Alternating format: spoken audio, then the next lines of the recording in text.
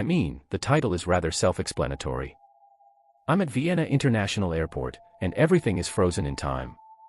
All the morning passengers are here, all of them unmoving like fleshy, warm statues. Looking outside through the window, I see a flight departing, suspended in the air.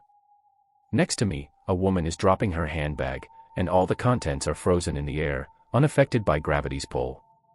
Suppose I can elaborate a bit, as, at the moment, it appears that I have all the time in the world. I was on a business trip in Vienna, and I had to travel back to Paris CDG airport with an early morning flight. On the way towards the terminal, staring out of the cab, I saw the airport lights in the dim, cloudy dawn sky. Some of the departing planes were awfully slow, almost like they were not moving at all. I was thinking of pointing this out to the cabbie, but I chalked it up to tiredness. See, after conference, networking cocktails, and 6 a.m. flights are not a great combination, so I was far from being in a chatty mood. Either way, the guy dropped me off, and I decided to have a quick ciggy before checking in. While smoking, I wondered about airports, how fascinating they are. A while ago, during my university years, I had a part-time bartender job at one, and I always found them eerie. They were liminal spaces, areas of the in-between, people just heading there to pass through it, sort of a border world. Of course, seeing airports like that could have been Stockholm Syndrome caused by this student job as well. After all, I needed some sense of wonder to tolerate 5am shifts. And now, many years later, here I am, at 5am again, but this time, as one of the travelers, a wandering soul lost in the liminal landscape. I let out a brief laugh. The hangover left me way too philosophical.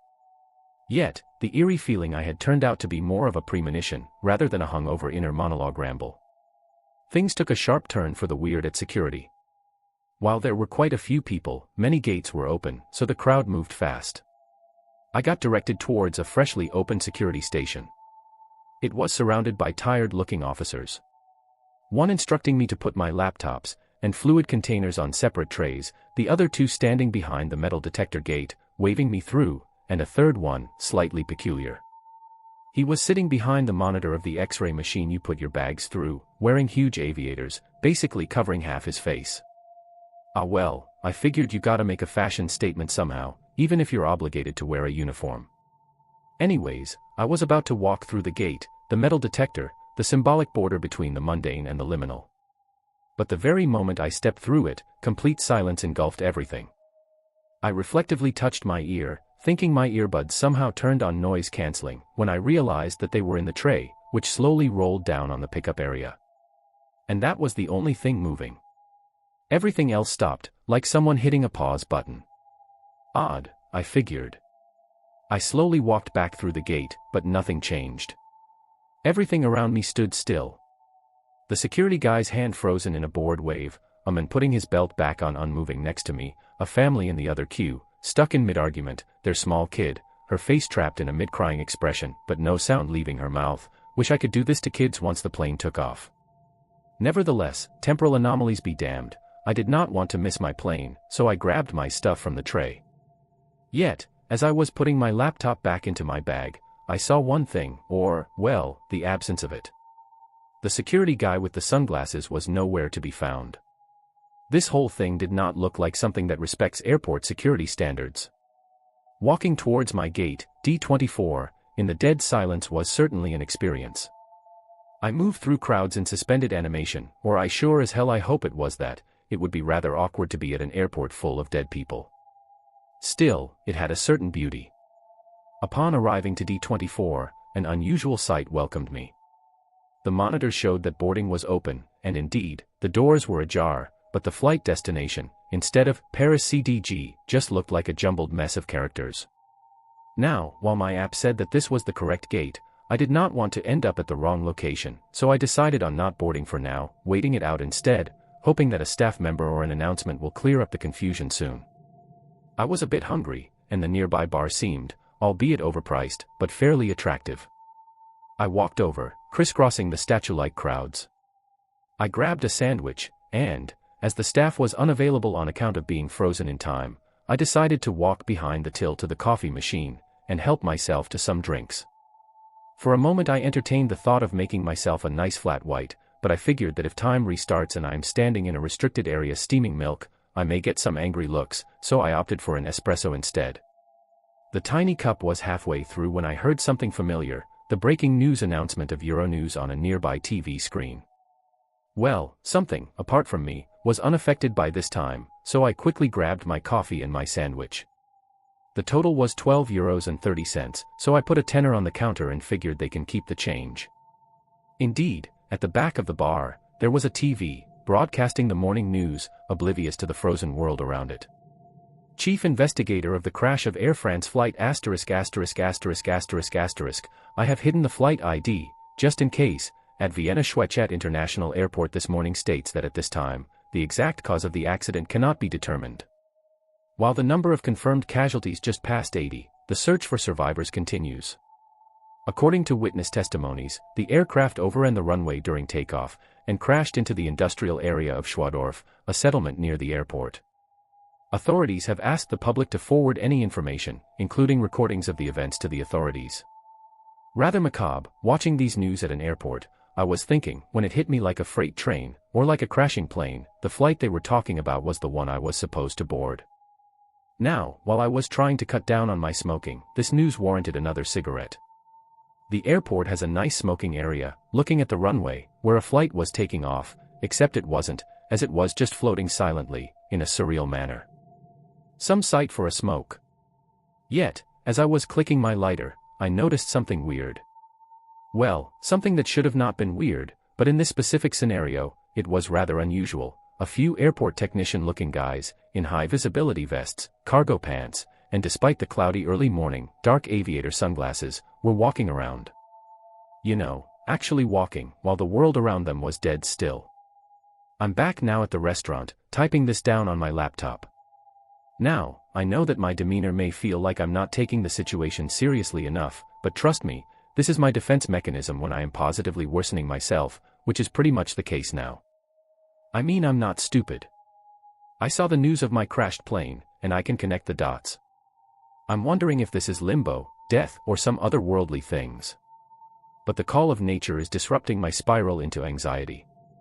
After the coffee and the ciggy, I'm not only about to do it on myself figuratively, but also literally, so I will try to hunt down a bathroom in this hellscape of an airport. I'll check back in a bit to see if anyone's around, and update y'all.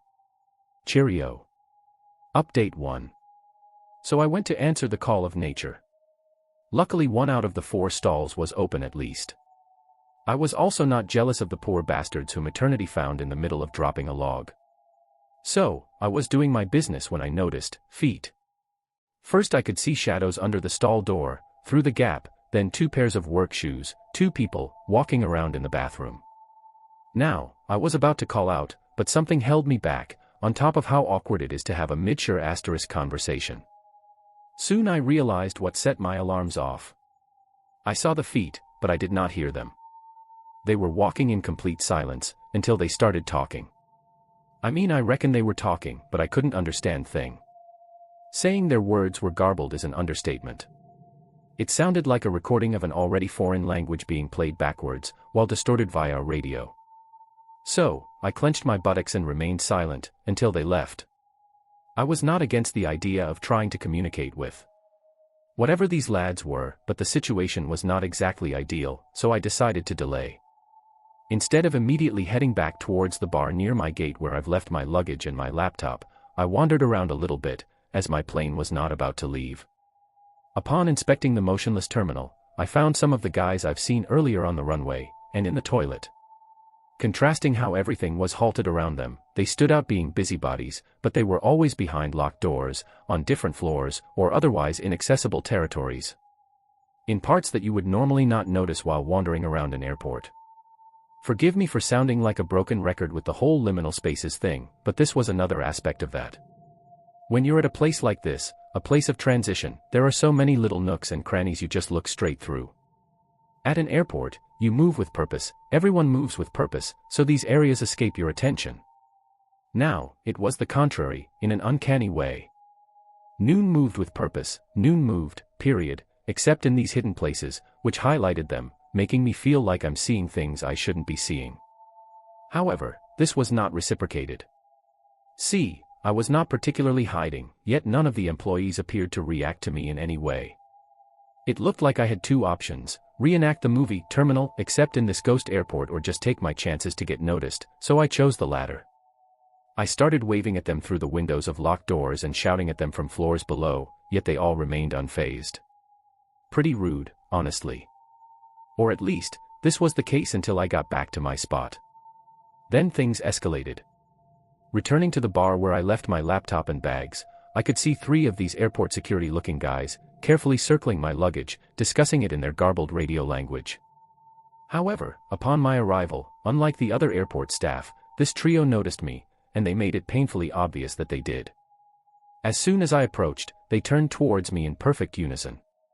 Now, I know that leaving your bags unattended like that is a big no-no at airports, and in a normal situation, I wouldn't have done so, but it's rather clear that this was far from what could be considered normal. I hoped that they would agree, so I apologetically explained to them that I was just heading to the pisser for a little bit.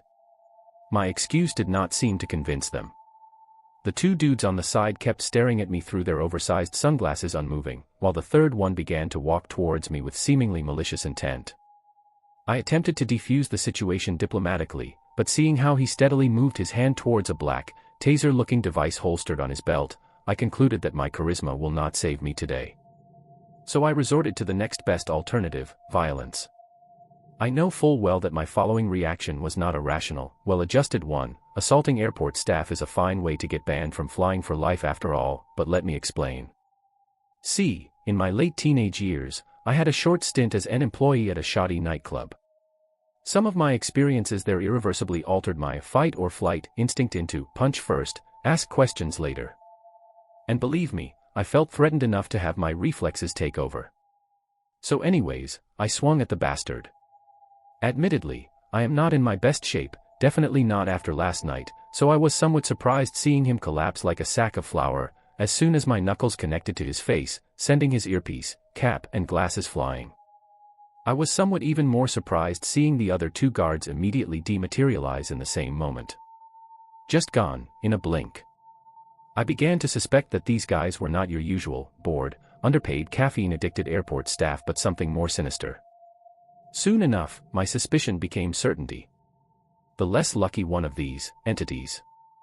I whacked Lade in front of me, face down. To see the damage I may have caused, and to check his pulse just in case, I grabbed his shoulders and turned him on his back, so he faced towards me. Now, remember I said these guys looked like normal airport employees? Well, there was a little bit of a difference. The guy had like a million eyes. The face, previously covered by the dark-tinted lenses, which now lay shattered on the floor, stared at me with countless pupils. Small ones, big ones, just dotted all over the sockets, in a way that should not be possible. Not entirely unlike a spider, but way more crowded.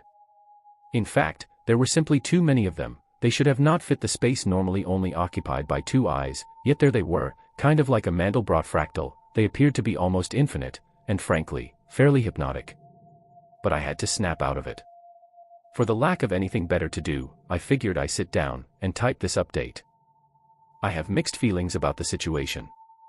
On the one hand, I'm somewhat relieved that I didn't ruin the day of some poor bastard at the airport. AMD parallelly, didn't ruin my chances of me flying ever again, but in the meantime, I am a tad perplexed by what could be the consequences for KOING, a timeless, slightly eldritch entity. On top of that, I can't really get those eyes out of my mind, and not in a romantic way. See, no pun intended, I honestly don't know for how long I was staring into them, but once I was out of it, I felt like I remembered something. I'm not too sure what yet, but I think I'll take another smoke break to try and figure it out. Here's hoping that my pal won't go anywhere. I'll get back to y'all soon. Update 2. Midway through my ciggy, I realized that the unconscious guy may have a way of entering those little hidden areas I was ranting about beforehand. Since at this point I was fairly certain that the areas accessible for passengers won't hold any answers, I figured I could borrow a keycard. Spare me from the moral lesson of looting from a, hopefully only, unconscious entity. Of course these security gates also require a password in addition to the keycard, but since apart from the trio messing with my luggage, no one acknowledged my existence, it was not particularly difficult to follow one of these mysterious walkers towards an off-limits area, and peek at the 4 digits password over their shoulders. The key code was, I sure asterisk you not, 4444. Airport security my legend. I opened the security door, and entered a bland, white, blindingly lit hallway. Leaving the passenger area, with its soothing colors, kitschy decorations, and fake plants, and entering a blindingly lit, barren security hallway. Surprisingly, it didn't give me as much of a whiplash as I expected it would. Of course, this corridor had none of the artificially welcoming atmosphere of the traveler's lounge, but it still felt like that the two areas were related. I can already hear your snarky comments saying, yes, both are parts of the airport, dumbass, but it's not that. It felt like the empty corridor represented the reality of this place, and outside of it, all the bits and bobs that made it feel welcoming were just there to ease people in a sense of familiarity instead of liminality. But here, behind the thick blue doors, that poorly fitting facade was dropped. No siree, no comfy feelings, colorful advertisements, and €2 massage chairs here for you, the corridor screamed, through the humming of the bright white neon lights, that you're a stranger, and you shouldn't be here. Too bad I got used to people screaming at me not to do things, then doing them anyways, and corridors I guess. Kinda ruined that metaphor here. So I marched on, peering into barren office rooms, some of them containing some oblivious airport entities, their real self hidden behind their sunglasses. After a bit of wandering, I noticed an area labeled, monitoring room, and on a whim, I entered. The label didn't lie. There sure were some monitors in there. Like, a lot of monitors, way too many for it to fit a room of this size. They weirdly reminded me of the jumbled mess of eyes the entity I knocked out. And, as this thought entered my mind and I remembered staring into those eyes, the smorgasbord of screens suddenly started to make sense, and I began to see security camera footage steadily shifting through all of them.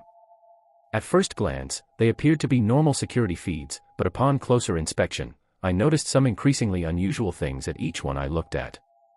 The first anomaly I noticed was an image depicting the frozen scenery at the departure gates, including the big board listing all the flights, flight numbers, and destinations. Except apparently the 1300 Aeroflot flight was scheduled to leave to Pulkovo Airport, Leningrad. On another screen, the corridor with unmoving people had big billboards behind them, one of them proudly displaying a vaguely familiar, elderly guy, who, despite looking 80+, still had a fabulous pompadour haircut, and next to it, with big bold letters, The King 90, Elvis Live, at Ernst Happel Stadion, Vienna, January 8th. On another, every sign and advertisement was written in German. I am in Austria, but still, the complete lack of English was unusual in an international airport. In addition, airport security was wearing uncomfortably sharp uniforms with red armbands. As I looked closer in a corner of the screen, I had to do a double take, as a sizable portrait of a certain mustached failed artist, and piece of it was there on full display. Each screen I looked at showed this airport, but subtly, or less subtly, altered. I was witnessing different realities from a nondescript nerve center. After a certain point, I found the security footage of the little bar I left my stuff at earlier. And I noticed something pretty upsetting, and bear in mind, after seeing a long dead dictator's painting on a wall, the bar to upset me was placed pretty high. See, you remember that TV? I've seen the news report of the plane crash of my flight. I could kind of make out through the security screens that it was still broadcasting about the accident. The issue is, the broadcast was the same in all the alternative realities, no matter how many screens I was looking at. Apparently there are some worlds where Elvis survives or where the USSR still stands, but it appears that my plane overshoots the runway and blows up in each one. Bit of a bummer, really. I snapped out of staring at the screen thanks to the beep of a walkie-talkie laid down on the table next to the screens. The sound was followed by a conversation of the airport staff, in their unusual incomprehensible language, until it stopped being incomprehensible. As I started to focus on it, just like on the creature's eyes, and later on the screens, I simply realized that I understood what they were saying. I'll try my best to translate. Execution error for Cornerstone event number 4778, due to passenger/victim manifest incomplete. Please advise, Handler A out. Handler A, we may have an update on your situation. Analytics department confirmed the identity of the interloper. Missing Cornerstone event manifest parameters are at value match with interloper, Handler B out. You know those moments when two people are bad talking a third one, not knowing that said third person is within clear earshot of them. The whole stitch began to feel like that. I mean, I'm pretty sure that you figured out who they refer to as interloper the same time as I did, yours truly. Now, as the subject of the conversation, I felt that I was warranted to contribute. So I pressed the button on the radio, and, to the best of my ability, I tried to speak in their language, and mimic their expert talking style. Handler A, Handler B, this is Interloper reporting. Please advise on how to assist in resolving issue with Cornerstone event parameters. Interloper out. A bit of inconvenient silence followed. I had a feeling that someone was about to be fired. Roger that, Interloper. Please stand by until HQ is instructed. More silence. This is Handler A to HQ, initiate Cornerstone event rollback. Active Handler Group, this is HQ. Please confirm rollback request. I was wondering if they were aware that I can hear all this words. Handler A, confirming. Handler B, confirming. Active Handler Group, this is HQ, Air France Flight XXXX, of course, my goddamn flight, return to Cornerstone event launch position. Awaiting parameter correction. Finally, they got back to me. Interloper, this is Handler B, do you copy? Interloper, come in. Loud and clear, Handler B, I responded, fighting back the urge to wish him good luck in his future job hunt. Interloper, please return to the initial spatial coordinates of departure from your host timeline. Once your spatial coordinates are approved, your temporal coordinates will be reset. Please continue routine to ensure Cornerstone event success. Right, great. So I go back to the security gate where this whole mess started, my good friend Handler B resets time, I board my flight, then crash and die, and ensure that the Cornerstone event is done in my timeline. Wouldn't that be a right, heroic sacrifice? Roger that, Interloper, will comply. I said. Hell no, I thought. I'm typing this note just in front of that ominous security gate that froze time the moment I passed it.